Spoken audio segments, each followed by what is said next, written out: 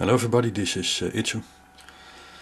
Yeah, sorry for the confusion about this MOSFET stuff and this transistor stuff. I keep getting forth and back between both. I was working on the MOSFET to get it the toroid saturation measurements done, but I have a lot of problems with displaying the correct current across the resistor. Then Hoppy came back with some questions about the transistor. So I basically have a design here which I can easily flip from MOSFET or from transistor. I have here the MOSFET installed and the MOSFET driver, and here is the transistor, and this is the output, the flyback and the toroid. So I can just switch over and solder from forth and back the way I want it. At the moment I have hooked up the transistor again, so directly from the nanopulsar via the 20 ohm resistor somewhere there, and the 1 nanofarad to the base of the transistor, and the collector goes to this flyback diode, which has the 6 turns of the toroid across it. The other side is not connected, and the flyback diode being used is this one, SCS106AG, 600 volt 6 amp. So I now have basically this set up again, the transistor, 20 ohm resistor. Only this side of the secondary of the toroid is not connected. So this is basically what I now have connected. And I have my red probe across or connected to the nanopulsar, the output of the nanopulsar. And I've set the setting on the repetition pulse at 4.6 kilohertz. And I have a pulse width at the moment of 540 nanosecond. And I can increase it till the 700 something, which is the maximum of my nanopulsar. And at that's what I need, 770 it is now. It's at the end of my potmeter. So this is the maximum pulse width I can give to this transistor, and next I will put on the collector voltage. I've nothing connected at the moment, to see if it can saturate this transistor, to get it fully conducting with this base pulse. I have a 1 ohm resistor also in series at the collector line, so I can make some current measurements there, which I will do and show you on the video. Okay, switching over now to put some voltage on the collector. Okay, I have hooked up my 200 volt power supply, and I have the red probe on the collector to ground, and I have at the moment 44 volts. That's where I left off yesterday with my other power supply, and you can see that the transistor is pulsing. I'm at maximum pulse width from the nanopulsar, 770 nanosecond. The repetition frequency is still 4.6 kilohertz, and you can see that at 40 volts, it says 46 volts here, the transistor is fully closed and conducting, and the pulse hits the 0 volt. When I now increase the voltage, you will see that it is not completely going to 0 anymore. Lost my sync. We are now at 75 volt, almost 80 volt on the meter, and we can see that we are not at the bottom anymore. So I guess my timing, my 770 nanosecond pulse being driven by the nanopulser is not enough anymore now to fully close the not sure what will be at this point somewhere, which is around 60 volt. I can go all the way up till the 150 volts.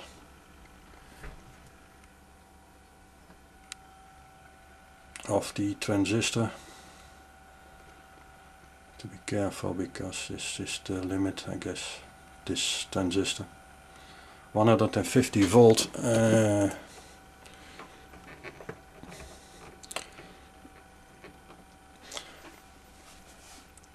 You can see that we only have a pulse of 100 volt. So it's not fully closed at the moment, and I can move a little bit with the pulse width. I can not increase it anymore, but I can decrease it, and then you will see that it will get even worse.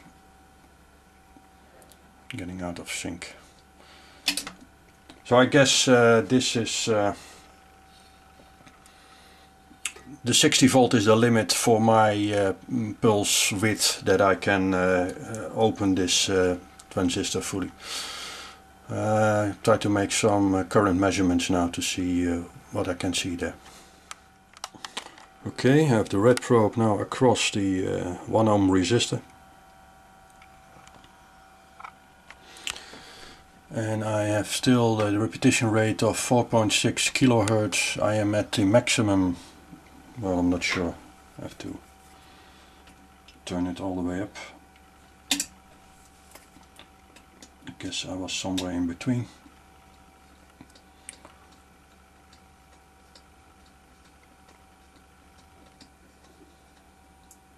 Okay, now I'm at the maximum pulse width.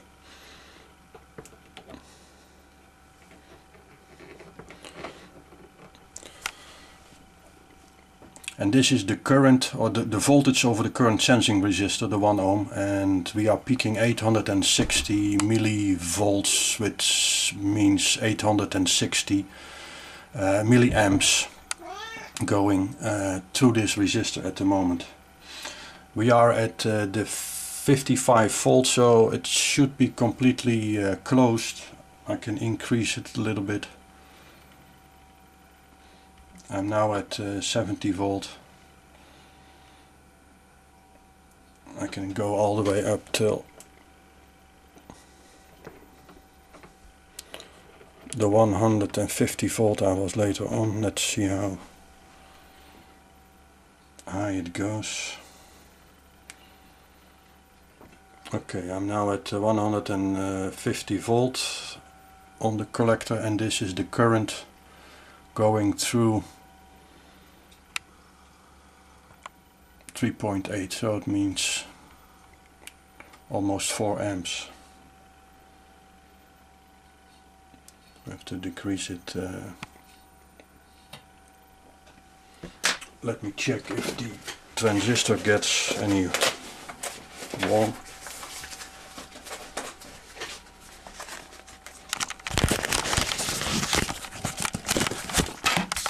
Oops, sorry about that.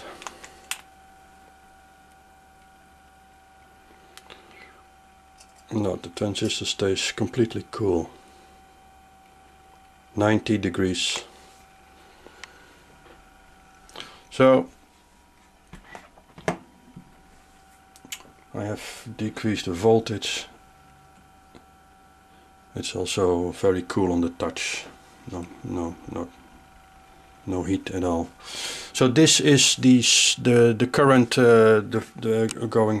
this is the current going through this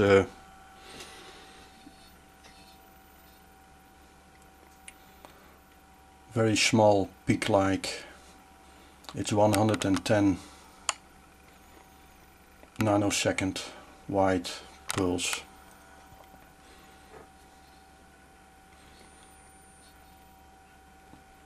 Now I went all the way above the 150 volts, then something strange happens, so I should not do that, I guess. Okay, well, these are the measurements of this transistor at the moment. I guess it will be fully closed at 60 volt, and after that I'm losing too much power on the base to get it opened. Okay, thank you for watching. Okay, I just realized that perhaps with this measurement of the CSR I can look for this saturation of the little toroid, because we have a nice steady signal, on the contrary with the MOSFET where I have a lot of noise and ringing. This is a very nice signal. We are still at the 1 ohm resistor. I am at 50 volt on the collector, and this is the current going through, 700 milliamps. I will now slowly increase the voltage to see if we can find any trace of this saturation point.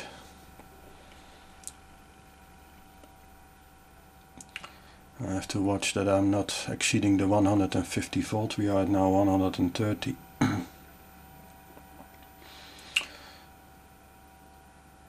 We are now again at 150 volts, but I do not see any sign of saturation of the core.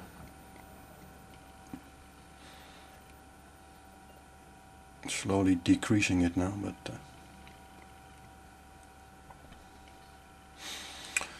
this is the minimum I get. Perhaps I can. We are at 40 volt.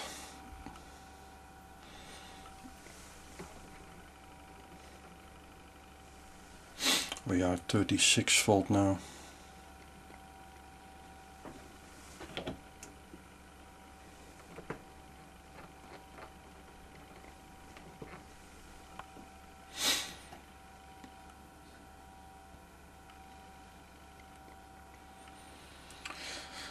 And this is 20 volt on the collector, slowly increasing.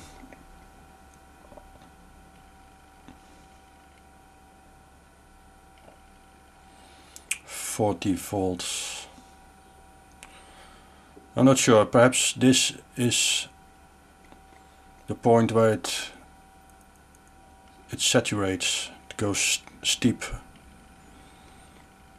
So any advice, suggestions are very welcome.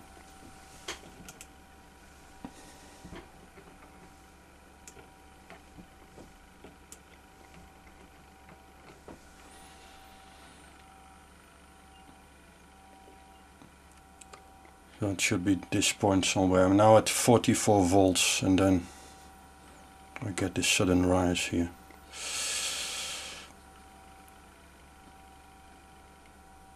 Oops, sorry. Okay. Thank you for your comments and watching.